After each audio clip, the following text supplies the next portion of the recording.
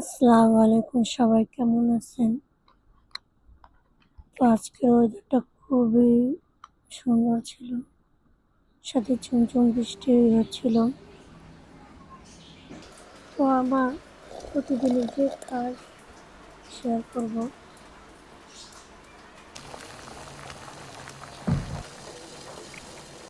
ছেলের জন্য ডিম সিদ্ধ দিচ্ছি, পিঠার সিদ্ধ দিচ্ছি, পানি গরম করছি।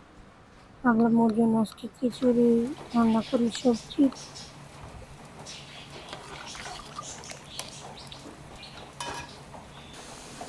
সব মশলা দিয়ে দিলাম।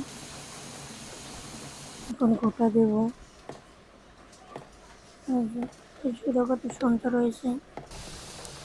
ভাবলাম সকালে একটু নাস্তা খাবো, তো ফ্রিজে মুড়ি সিদ্ধ ছিল, নামিয়ে বাগার দিলাম, মুড়ি দিয়ে মাখিয়ে খেলাম। তো ভাবলাম কি রান্না করবো, তখন মাথায় এলো আজকে খিচুড়ি রান্না করবো।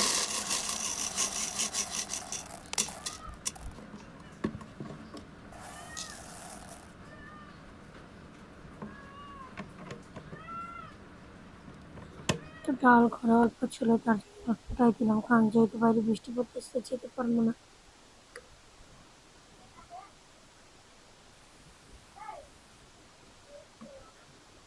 তো আমি খিচুড়ির জন্য সব মশলা, তেল সব একসাথে দিয়ে দিয়েছি পেস্ট কেটে।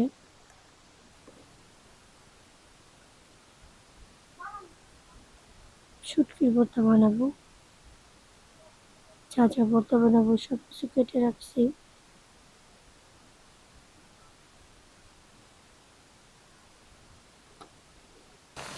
কলা সিদ্ধ দিলাম, আজকে কলা ভর্তা বানাবো, ওই যে মাছ ভাজবো, সাথে ডিম ভাজা।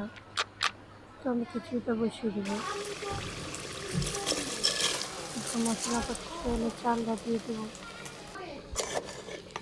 এখন আমি খিচুড়িটা ভালো করে ভাজা ভাজা করবো, এভাবে কষতে কত খেতেও মজা লাগবে।